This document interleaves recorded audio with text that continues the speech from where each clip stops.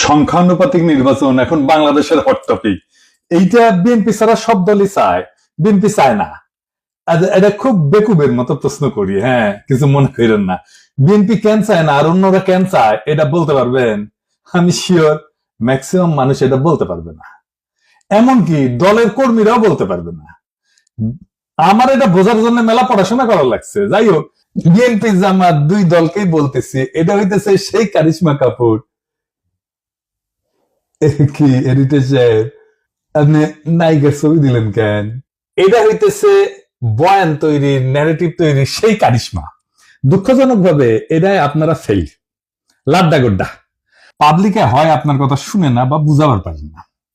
এই আলাপটা উঠেছিল গত বছর অগাস্টের শেষ দিকে, হাসিনা পলানোর পরপর। সেই সময় আমি একটা ভিডিও বানিয়েছিলাম, এই যে এটা আপনারা জানেন, আমি তীব্রভাবে জামাতের সমালোচনা করেছিলাম। আমাকে জামাতের আমির ফোন দিচ্ছেন, ফোন দিয়ে কইলেন দুঃখ করিয়া যে দাদা আপনি আমাদের ইন্ডিয়ার দালাল বানাই দিলেন।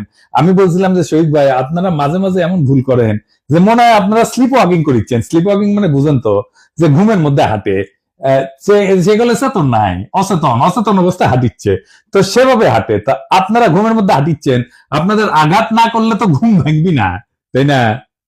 যাই হোক, আজকে আমরা দেখব আসলে পদ্ধতি বাংলাদেশের জন্য ভালো হবে কি, রাজনৈতিক দলগুলো কি বুঝে চাইতেছে আর কি বুঝে বিরোধিতা করছে। আসেন সেটা আমরা একসাথে বুঝে দেখি। এই সংখ্যানুপাতিক নির্বাচন আপনি ক্যান্ডিডেটকে ভোট দেন না, আপনি মার্কাক ভোট দেন, মার্কাত ছাপ্পা দেন। ক্যান্ডিডেট যায় কইতো আমাক ভোট দিলে আমি আপনার ব্রিজ ভেঙে দেবো, টুকু আমি আমাক ভোট দিলে আমি আপনার ব্রিজ ভেঙে দেবো, এটা কবে না, তবে আমার দল ক্ষমতাতে আসলে ব্রিজ ভেঙে দিবি, টুকু ব্রিজ ভেঙে দিবি, বুঝাও। তো এখন এই পদ্ধতি কেন দলগুলো চায় আমি কোনো অনুমান করব না, আমি ওনাদের দলীয় ডকুমেন্ট থেকে দেখাই দিব। আমি সব দলেরটা দেখাইতেছি না, আমি জামাতেরটা দেখাই, কারণ জামাতি এই সংখ্যানুপাতিক নির্বাচন চাওয়া সবচেয়ে বড় দল।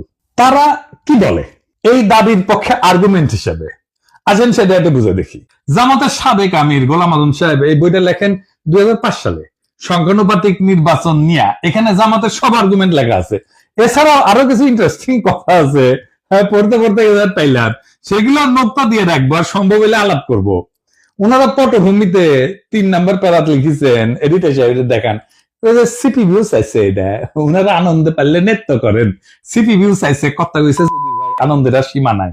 হ্যাঁ, আরে সিপি ভিউ চাইলে তো এটা আপনাদের জন্য হারাম হওয়া উচিত, তা না। ওনার প্রগতিশীল কুরকুরানি উঠিছে, সিপি ভিউ চাইছে, ওনারা লাভ দিয়ে উঠেছে।